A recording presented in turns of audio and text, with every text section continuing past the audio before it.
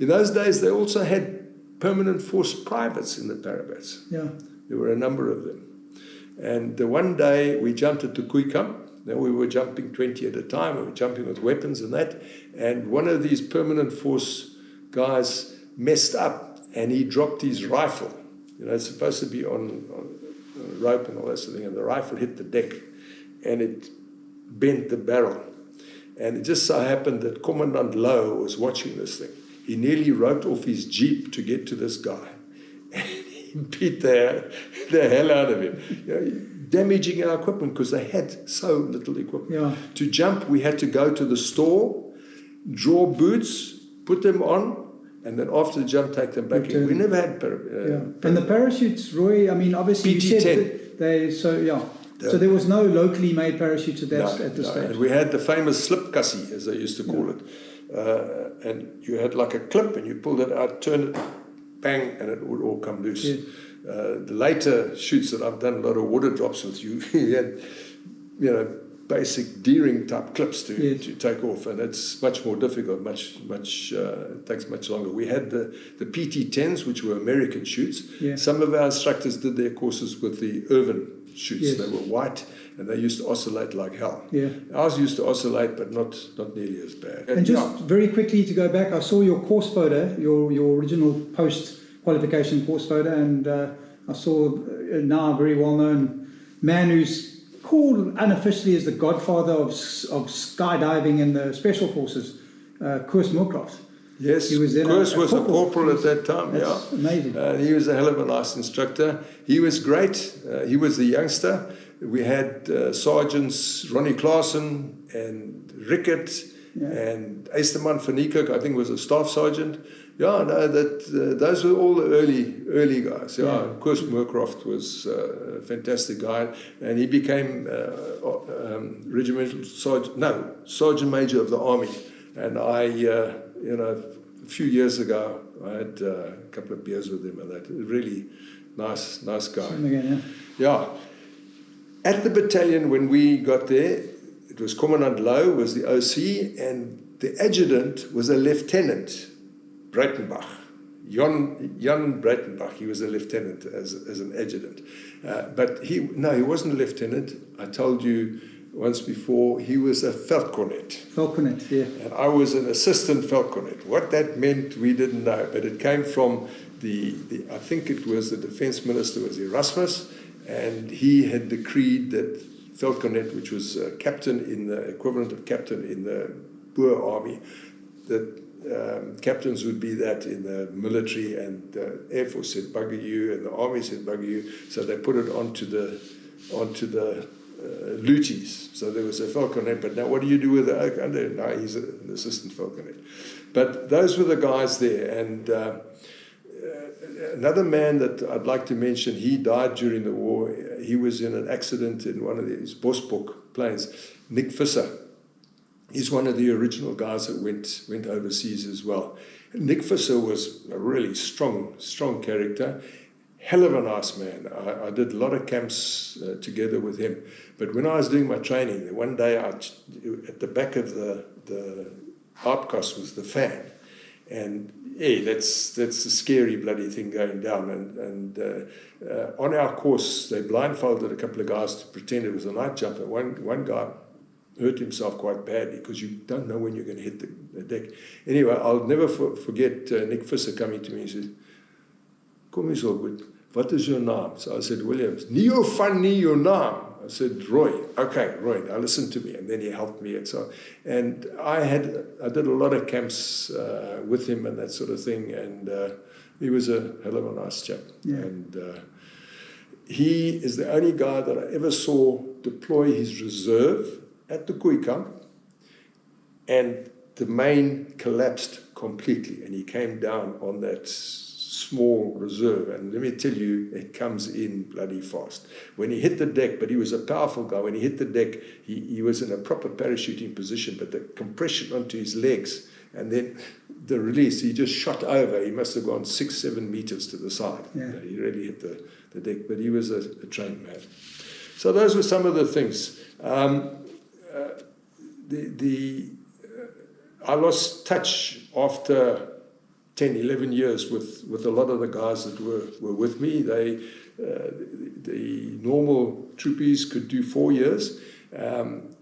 We were supposed to be finished after 4 years, and then Commandant Lowe, when he became a general, he decreed that any paratrooper officer would serve 10 years without a choice. But I enjoyed it so much. I went back and I did camp after camp, and we had some fantastic things. But things that happened at the battalion, a couple of other ones. The 10th anniversary came around, 1971, and I was in on that, and I was in on the jump. There were 4 Hercs and Transals, I don't know how many of each, together, and 2 DACs. And we flew in formation. And when they went around the corner and there was a little bit of drizzle, then I was number 19, the last man in the 1 DAC. And you could see these windscreen wipers going like crazy, and then they'd gun it and catch up to the Hercs again, and then they dropped us. They claimed, and I would tend to believe it, that we cleared all 6 aircraft in 18 seconds. The sky was just black with guys, with dark green shoes. It was really quite something. Then another time... Where was that, Roy? At Bloemfontein. At Bloem. Yeah. Okay. Not at the Koeikamp. We had a jumping zone somewhere else they found. Another very memorable occasion was the presentation of the colours of the unit.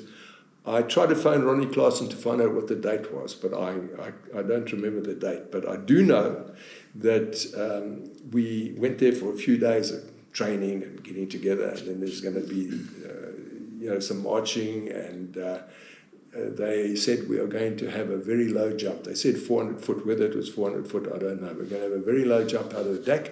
We want volunteers. And about 60 guys volunteered. I was one of them. And the guy, they said, okay, we're going to the hangar now. And we're going to do hangar drills. And if you make a bugger up, you're out, because I only need 20 guys. And that was Sergeant Major Kisser, who became Johnny Colonel. Kisser. Yeah. Johnny Kisser. Yeah. And he hated officers. Yeah. He didn't like officers. And we get in there, and one by one, they're eliminating them. And we're now down to 21. One officer, and all the rest are not officers. And he just went, and he just went over and over and over until I made a mistake. Out. Was it? So I never got on that jump, but I tried hard. But still, those were experiences worth having. Yeah, other people who were really great that I met over the years was Best Besby, Frank Besby. I did some maneuvers with him and so on. He got very angry with me when I ended up in hospital with a buggered ankle during a company exercise at the Brug. He was not very happy with me. Then other guys that you may know of, Willie Ward, for instance. Yes. He came in 1964. He was a year behind me. And we did a lot of camps together. The last camp I did with him was at Madimbu. I was a captain at the time, and he was a staff sergeant. But we were the old guys. And we had these 18, 19-year-old youngsters. Gee, to keep up with those guys was not easy. But we did it, and we had an escape and evasion where we were chasing other people, and they gave me the socks and jams. Socks and jams meant in those days the tiffies, the cooks, the clerks, the whole lot. So I had a platoon of those guys. And there was one very good chap who carried on over the years, Jeff Wade. I don't know if you ever met Jeff Wade. Jeff Wade is a fantastic guy. He's a little short chap. And he would never call me captain. I was his skipper.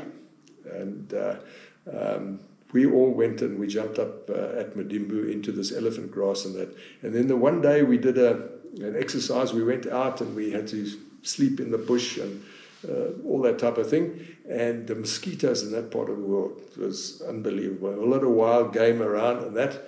And on the way back the next day, we still had about 30 k's to go. Jeff nearly expired. He was, and I said, what's wrong with you? Skipper, I've got no water. He drank all his water and he was now battling. I had half a bottle left. what do you do? I said, to give it to him. So I said, Jeff, here's my water. And I was sickling as well. Anyway, we got back and we did whatever we did on that course. And Jeff never, ever forgot that. He's dead now. He died a couple of years ago. But yeah, he was always remembered that he got the water. He was going to expire that day, for sure. And then we during that escape and evasion, there were 8 choppers that they gave to us, and I had the stocks and jams. So I was liaising with the captain. I don't know what their rank is, flight commander or whatever.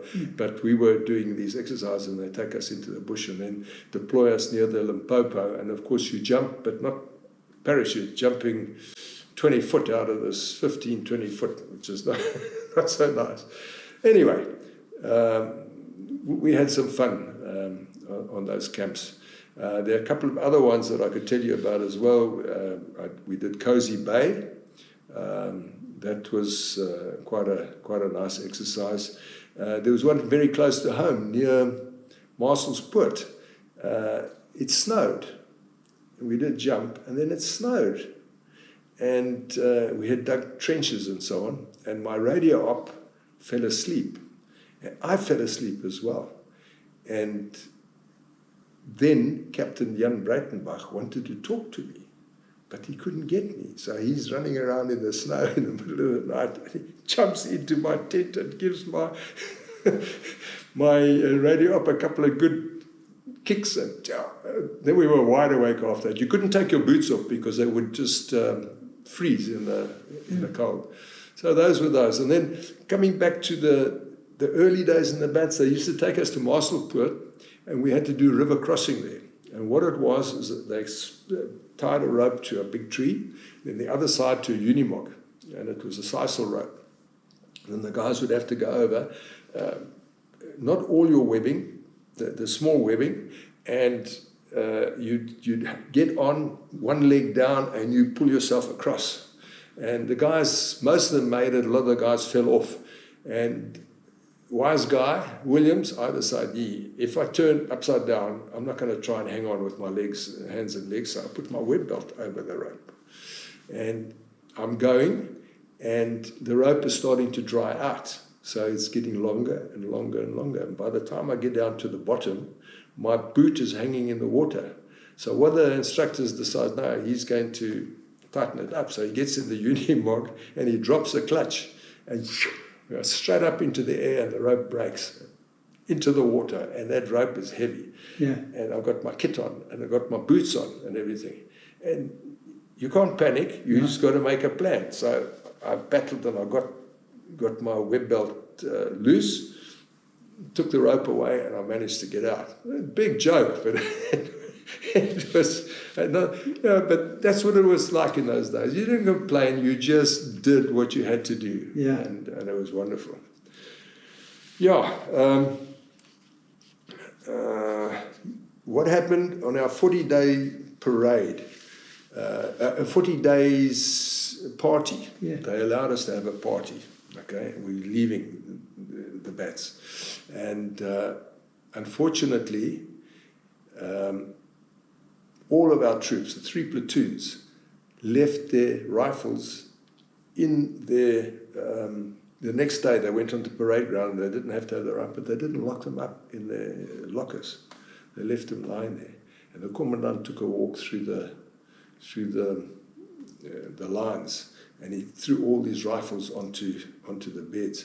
Jeez, and he flipped his lid. And I was involved in giving the guys inspection over and over and over right throughout the weekend and that sort of thing. But he got the whole unit, and they were chase parade.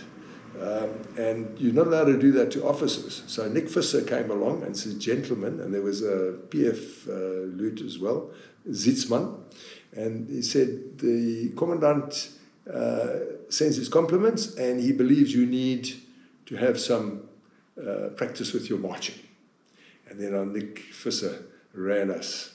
We had a chase parade, second to none, but they made the whole platoon, the 3 platoons form up at the parade ground and watch us getting, no, I mean, they didn't take prisoners in those days. But it was fine. I didn't, you know, we buggered up, and so we just had to take the punishment. And then just the last thing, when we were at the battalion, there was a General Jacobs, and he was coming to talk to all the units, all the officers, all the units in Bloemfontein. So we had to be there. And he was down on the podium in the front of this hall, and the only entrance into the hall was through a door at the back. So he would see you straight away. And I got there in time, but two of my colleagues got there late. You can imagine that. They came in and they saluted and they said, may we come in? And he said, gentlemen, when I was a youngster in the army, I was late once, and the officer said, please, you're welcome, join us. I'm sorry I was a little bit that I didn't wait for you.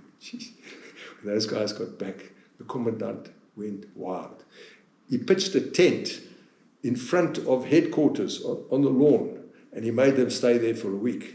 The guys had to operate from there, and they, it was, we had some things. But anyway, that was that.